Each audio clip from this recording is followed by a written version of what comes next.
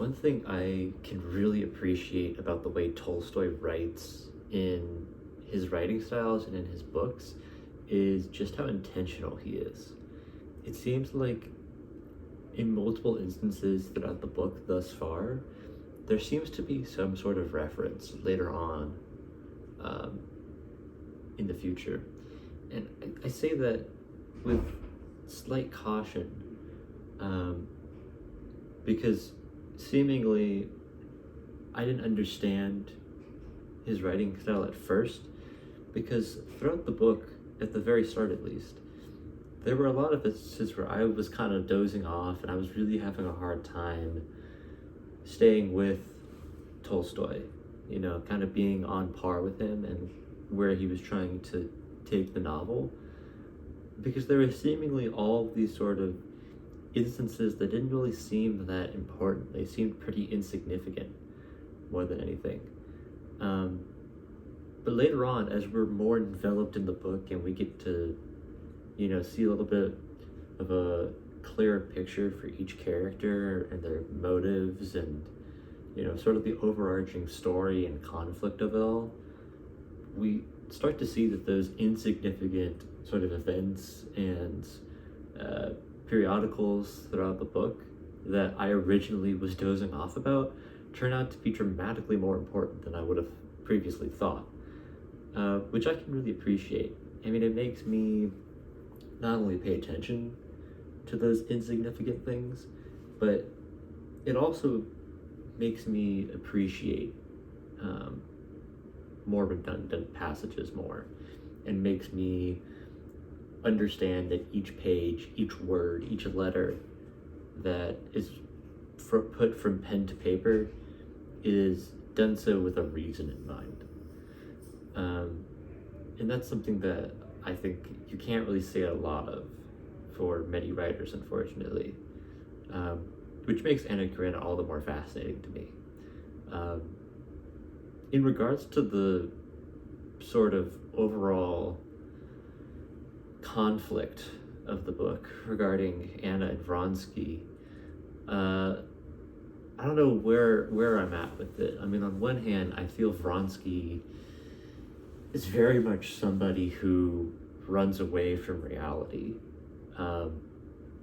who doesn't really like to look the truth in the eye, and sort of deal with the repercussions of his actions. He seems like someone who, if he could, would just have mindless fun and would do things the way he likes to do them whenever he wants and doesn't have to worry about anything at all in life, which is something I think we all want in some way or another. Maybe not exactly like him, but it's childish in my eyes. I'll be honest. I think it's, given his status and his position in the army, you would think that they would sort of like level him out mentally to be a much more disciplined and reserved figure, as it is for most people. But he seems to be much more of like an instigator almost, not necessarily with any sort of malicious intent in mind, but nevertheless he seems to just not really have any sort of moral compass, so to speak of. And I wonder if there's some sort of background of Vronsky that we are simply just not aware of.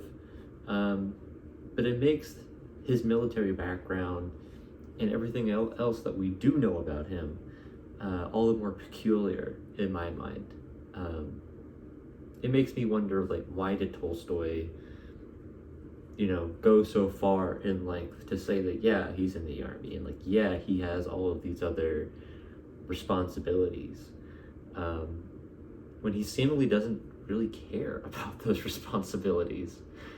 I don't know. It's an interesting sort of contrast that I think should be explored on a little bit more in regards to context and everything. But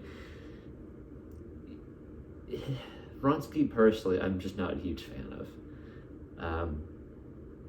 And it's not just for, his immaturity. I think it's also just the fact that I feel like he runs away from his own actions and from discomfort, and seemingly doesn't really like commitment at all.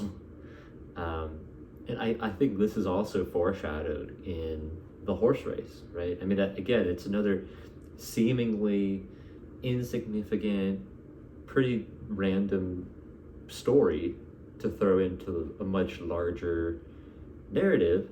But, in retrospect, looking back on it, I can see a lot of themes between the two. Because in the horse race, you have Vronsky, who, is dedicated, and, he has a motive there. He has a sort of short-term goal in mind to win the race.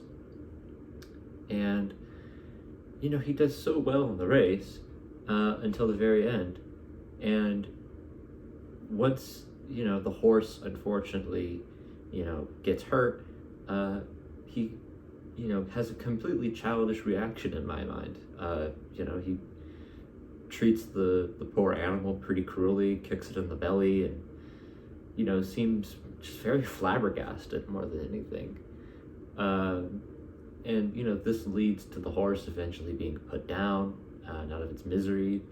And I feel like that is very symbolic and is very damning to the sort of relationship that he has with Anna. It seems like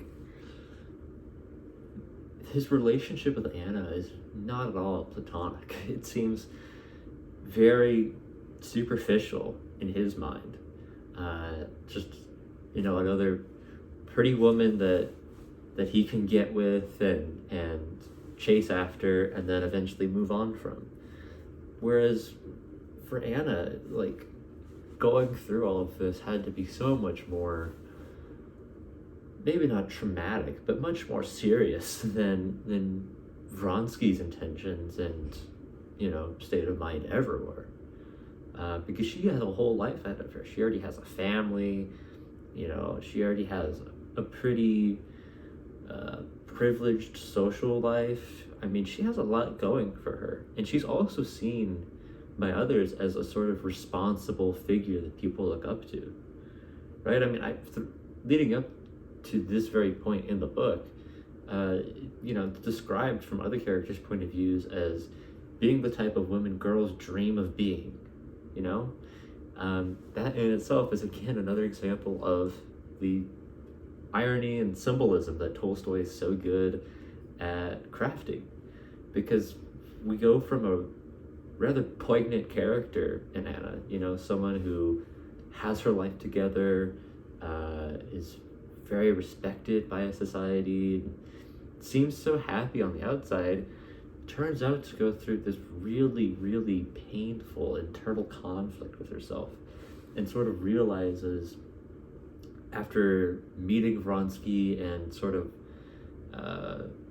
falling victim to his intentions, that she, is sort of, in her mind, living a lie, and that it's far, far too late for her to ever change her prospects in her mind, right? I mean, she already has a kid, she's already married, but all of that doesn't really feel real to her. She doesn't feel any sort of connection. And that's honestly just so devastating to read about. And I genuinely feel for Anna, because, when we read about the affair going on and the eventual, pleasure scene that occurs, Anna, by the end of it, seems just so remorseful and ashamed of herself, and I think that's also another weird contrast between her and Vronsky, where if they weren't in love, I feel they would be completely different people who would never, ever socialize with one another, just because of their differences characteristically, right? I mean, Anna is someone who puts herself at a seemingly much higher standard than Vronsky. And in turn, I think Vronsky is someone who doesn't really think about consequences, who thinks, oh, well, I can get away with it. It's fine. I'll deal with it. Whereas I think for Anna, each action holds weight, every word, every movement, every gesture, it all holds a lot of bearing to it, and it's really interesting to read about, especially as someone who's really not as educated in and around Russian society, let alone Russian high life and whatnot. And furthermore, another sort of interesting tidbit I found to be a bit ironic was how Anna doesn't really like the professions that Alexei's in and societies that they are seemingly sort of correlated with, right? I mean, she calls all of these groups fairly hypocritical and everything when her marriage herself is hypocritical, when her situation herself is hypocritical. There's a sort of level of sarcasm that I feel Tolstoy is trying to get across, not necessarily in a humorous manner, but more so in a focal manner, right? I mean, us as readers, we have the real pleasure of being able to view all these different viewpoints and perspectives all at once in a given situation and connect those dots to one another as the story progresses and look back on and reflect with. Whereas if we're that very character in that given moment, we don't get that opportunity. We don't get to look at something from somebody else's point of view and know exactly what they're feeling like, or exactly what their thought process is of a given scenario that we might feel different about. So looking at all of this and putting it all together into something that I don't think a lot of us in class are familiar with is seemingly all the more fascinating to read about. And it's something that I hope we kind of, dig into a little bit more and kind of put teeth to bone with and just sort of dissect. Because I think there's a really interesting phenomenon going on that I feel I don't fully understand, but I'm really curious to learn more about. And yeah, that's essentially my thoughts. I mean, I have other thoughts on like the other characters, like Lenin and whatnot, but I don't feel I know the characters that strongly yet to make any sort of judgments per se. I feel that all the others, particularly say with Kitty, they also have issues with being responsible and being mature and being sort of self-reliant and sufficient. But again, I don't want to dig too deep into that just because really the novel hasn't focused on them all that much recently. And so I hope that's another thing that we kind of flip the script and turn back to a little bit more, because I'm also curious to see how they relate to all of this, right? I mean, obviously, Tolstoy does a good job of sort of interlinking all these moving pieces with one another. And so we get a good general idea for all these characters, but not to the point where I feel we truly know these characters in a way that I feel I already truly know Vronsky and Anna. So I hope we dig more into that, and so far I'm really liking the book. It's a little bit more intuitive, I feel, than Middlemarch. It's a little bit less tedious, even though it's just as thick of a volume. But at this point, I feel I'm already so enamored and enveloped in this world that maybe isn't as sophisticated as Middlemarch, but is still as complicated per se, whether that be the similar names and my unfamiliarity with with Russian high life and culture. But I'm looking forward to reading more.